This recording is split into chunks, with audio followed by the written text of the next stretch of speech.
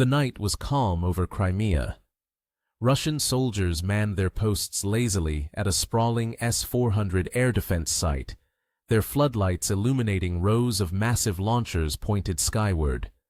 To Moscow, this battery was more than steel and missiles. It was a wall, a shield, a promise that no enemy could ever pierce the skies of Russia's empire. Inside the bunker, operators watched their radar screens with practiced boredom. They had been told the same story since their first day of training. The S-400 can see everything. Nothing gets past us. But at 01:12 a.m., their world collapsed. The first alarms screamed as radar scopes lit up with dozens of incoming contacts. Tiny signals flooded the screens, blips racing toward Crimea from multiple directions. "Targets! Multiple targets!" one operator shouted. The commander barked orders, and missiles roared skyward, streaks of fire ripping the night. Explosions lit the horizon as drones were blown apart one by one. Then silence. The operators exhaled, convinced they had won. But in that moment of relief, the real strike arrived. Low, fast, invisible to the frantic radars, Storm Shadow cruise missiles streaked across the coastline. Seconds later, the first warhead slammed into the S-400's command post. The bunker shook, walls collapsing, flames bursting through steel. Another missile tore through the radar array, its antenna exploding in a shower of sparks. HIMARS rockets followed, smashing into launch vehicles lined up like dominoes. One after another, they erupted in orange fireballs, their own warheads cooking off in spectacular detonations. By 01:20 a.m., the site was unrecognizable, a smoldering crater where Russia's invincible shield had once stood. The night sky over Crimea was open, and the myth of the S-400 was burning. The S-400 triumph was never just a weapon. It was an illusion, carefully crafted by the Kremlin. Unveiled in the early 2000s, it was marketed as the most advanced surface-to-air missile system in the world. Russian generals boasted it could detect stealth fighters, track hundreds of targets at once, and destroy anything in the air, from fighter jets to ballistic missiles, at ranges over 400 kilometers. On state television, it was paraded as the air defense of the future. Broadcasters told Russians that while America had the F-35, Russia had the S-400, and the S-400 would always win. The system quickly became a centerpiece of Moscow's strategy, not only militarily, but politically. Turkey purchased it in defiance of NATO warnings, triggering a crisis with Washington. India expressed interest, hoping to bolster its defenses. Russian diplomats dangled the S-400 before countries in Asia and the Middle East as proof that Moscow could provide security where the West could not. In every speech, Putin's officials described the system as a game changer, a shield that rendered entire regions untouchable. But beneath the slogans, cracks were visible. Western analysts quietly noted that while the S-400 was formidable, it was no miracle. Its vaunted radar could be overwhelmed by swarms of targets. Its missiles were limited in number, meaning a saturation strike could bleed it dry. Its command and control centers were vulnerable. Destroy the radar, and launchers became blind steel tubes. Ukraine understood this better than anyone. Since the start of the war, Russia had deployed S-400s across Crimea and occupied territories, confident they could lock down the skies. Missiles launched from those sites had harassed Ukrainian aircraft and threatened NATO reconnaissance planes flying over the Black Sea.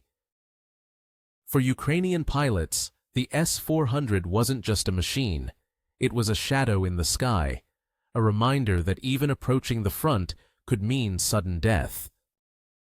To civilians across Europe, the S-400 became shorthand for Russia's military menace. News outlets repeated Moscow's claims that it could shoot down F-35s. Commentators described it as the backbone of Russia's anti-access area denial strategy, the ability to block NATO from entire regions. In Russia itself, propaganda elevated the system into legend. Military parades showcased its massive launch tubes rolling through Red Square. Crowds cheered, believing their skies were impenetrable. Children were told in schools, "Our S-400s will protect us from American aggression." The myth was powerful, the myth was profitable, and the myth was terrifying. But myths, Ukraine knew, could be broken. For Kyiv, destroying an S-400 wasn't just about clearing the skies. It was about breaking a symbol.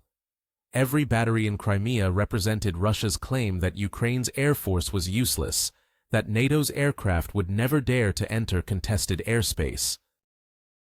To destroy one would send a message: nothing Moscow builds is safe.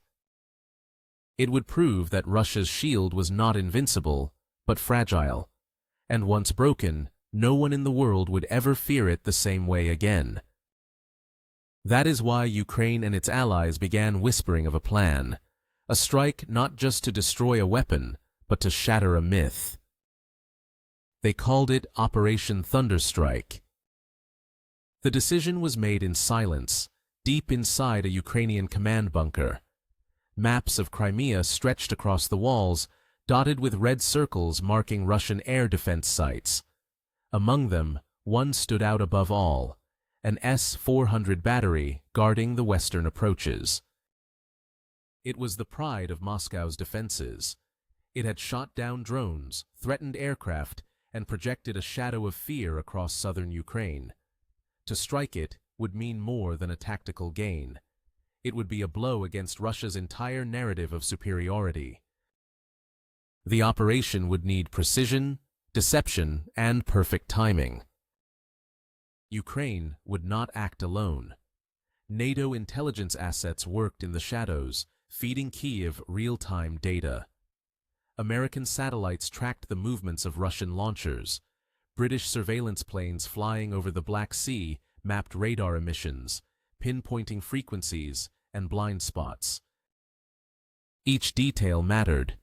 The S-400 was strong, but like all machines, it had vulnerabilities. Its radars could only track so many targets at once. Its missile stocks were limited. Its operators were human, prone to panic under pressure.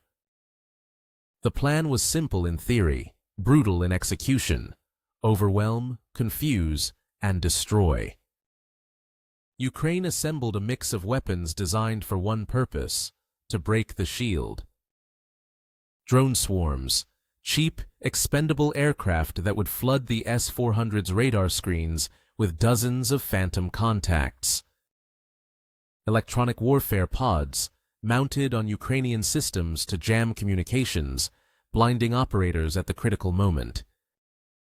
Storm Shadow cruise missiles, sleek, low-flying weapons designed to slip past chaos and hit command centers with surgical accuracy. HIMARS rockets, fast, precise, ready to deliver the final blow once the radar and control systems were gone. It was a symphony of weapons, each with its own note, each playing at the perfect time. For weeks, Ukrainian crews rehearsed. Drone operators practiced launching waves in synchronized patterns, sending hundreds of signals to radar simulators. Artillery crews drilled on timing, learning exactly when to fire HIMARS once the radars were blind. Pilots studied the routes for storm shadows, memorizing terrain contours to mask their approach. The rehearsals were exhausting, but necessary. Against the S-400, there would be no second chance. The clockwork plan. The sequence of attack was laid out down to the second. Drone swarm launch.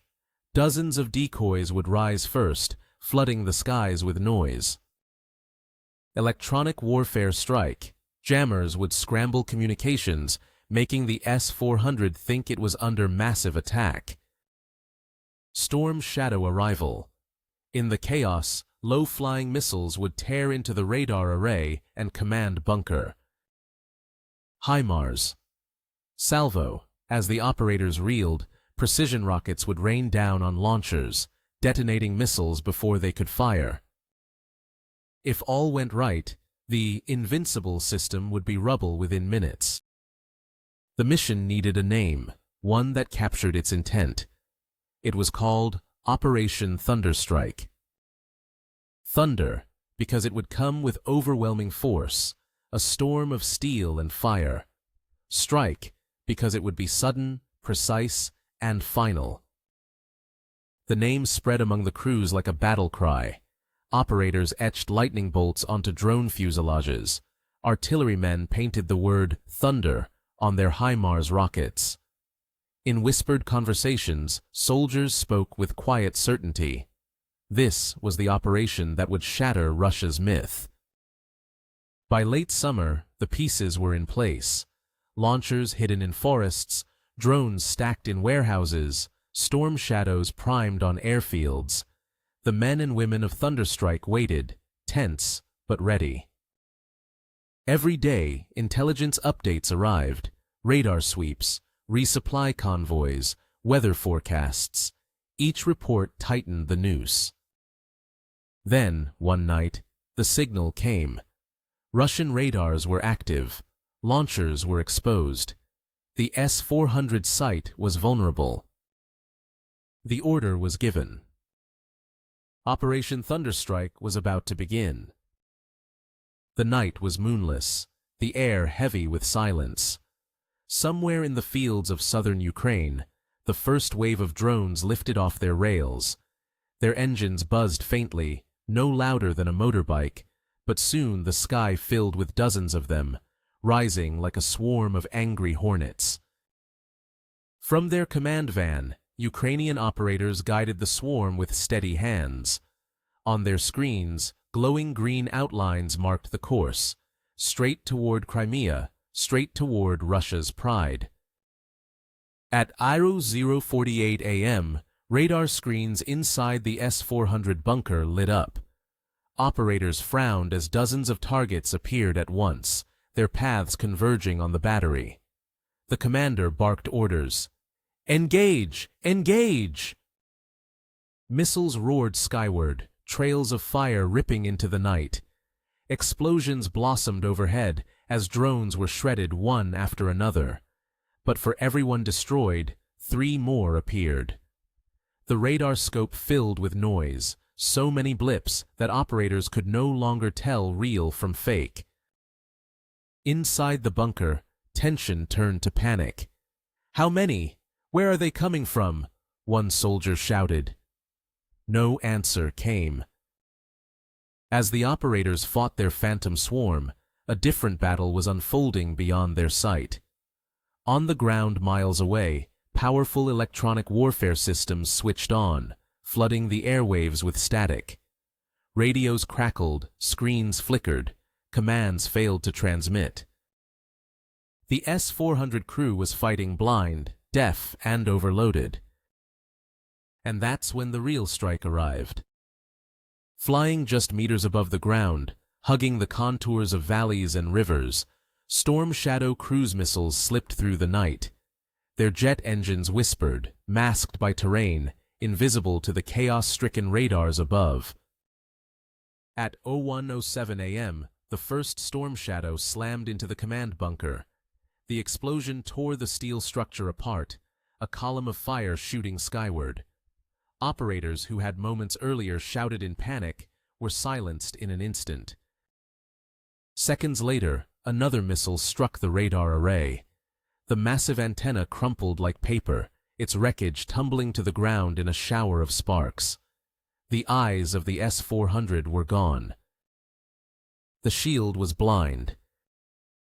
With the radar and command post obliterated, the stage was set for the final blow. Ukrainian HIMARS crews, waiting silently in the dark, received their coordinates. The commander gave the order. Fire! 6 rockets streaked upward, disappearing into the night. Moments later, the S-400 site lit up as if struck by lightning. Precision warheads slammed into the launchers lined along the field. One after another, the tubes erupted in secondary explosions as the missiles inside cooked off. A chain reaction followed. Fireballs rolled across the site, shockwaves flattening nearby vehicles, flames consuming fuel trucks. The once proud battery had become a fireworks show of its own destruction. Intercepted Russian radio calls later revealed the panic. "We've lost the radar. We've lost the command post. Missiles inbound. We can't track them. Launchers destroyed. We're burning. We're burning." Then silence. At 01:15 a.m., the last surviving launcher was struck. The impact triggered a massive detonation, its fireball rising hundreds of meters into the night sky. Villagers miles away felt the tremor, their windows rattling as if an earthquake had struck. The S-400, Russia's proud shield, had been reduced to twisted steel and smoking craters in less than half an hour. When Ukrainian reconnaissance drones circled the site minutes later, their cameras broadcast the aftermath in stark detail. Blackened launchers reduced to skeletal frames, the radar dish a heap of mangled metal, the command bunker a burning ruin. The images would soon flood the internet. But for the operators watching in real time, the victory was already complete. They sat in stunned silence, the weight of the moment settling in. They had done the impossible. For the first time in years, the night sky over that part of Crimea was clear. No radar beams, no invincible shield watching from below. Just silence, broken only by the crackle of flames consuming Russia's pride. Operation Thunderstrike had not just destroyed a weapon, it had shattered a myth. When the smoke cleared above Crimea, silence fell across the battlefield. The S-400 site that had once dominated the skies was gone, reduced to blackened wreckage, but the echoes of its destruction carried far beyond the fields where it burned. The world was already watching. In Moscow, the Ministry of Defense moved quickly. Within hours, state television anchors read from scripts. Ukrainian forces attempted an attack on our air defenses. Minimal damage was sustained. The S-400 remains fully operational. But denial collapsed almost immediately. Ukrainian drones had recorded the entire strike, the explosions, the burning launchers, the shattered radar array. Within hours, footage was circulating on social media. By the next morning, satellite photos released by Western intelligence confirmed it. The S-400 battery had been annihilated. For Vladimir Putin, it was a humiliation that struck deeper than any missile. The S-400 was not just a weapon, it was a flagship export, a symbol of Russian pride, paraded at arms shows and sold as proof of Moscow's technological superiority. Now, that symbol lay in ruins. Behind closed doors, rage boiled. Russian generals struggled to explain how a shield against NATO could be dismantled by drones, cruise missiles, and HIMARS. Some whispered the unthinkable. Maybe it was never invincible at all. On the front lines, morale crumbled. Soldiers had believed the S-400 gave them safety, that its massive radar saw everything, that its missiles could stop anything. Now they knew otherwise. Reports surfaced of pilots refusing to fly near the destroyed zone, afraid that without the S-400's cover, they would be naked to attack. Air defense crews elsewhere grew nervous, questioning whether they too would be targeted next. If Russia's best-in-the-world system could be destroyed in a single night, what hope did the rest of its arsenal have? In Ukraine, the mood was electric. News of the strike spread like wildfire. Crowds gathered in central squares, cheering, waving flags, chanting, The shield is broken. President Volodymyr Zelensky addressed the nation with unflinching pride. They told the world their shield was invincible. Tonight, Ukraine proved it was nothing but a myth. The sky is ours, the truth is ours, and the future belongs to those who fight, not those who lie. For civilians who had spent months under the terror of missiles, it was a turning point. For soldiers on the front lines, it was proof that myths could be shattered. In Brussels and Washington, military analysts celebrated. Operation Thunderstrike was studied frame by frame in command centers. To NATO generals, the strike was vindication. Proof that Western systems could dismantle Moscow's most advanced weapons. A U.S. Air Force general summed it up bluntly. This is the end of the S-400's reputation. If Ukraine can do this with integration and courage, imagine what NATO could do. For years, NATO pilots had planned for scenarios where S-400s locked down vast regions. Those scenarios no longer looked terrifying. They looked solvable. The strike sent ripples across the globe. In Turkey, which had purchased S-400s against NATO's protests, officials scrambled to explain the system's failure. Opposition politicians mocked the government.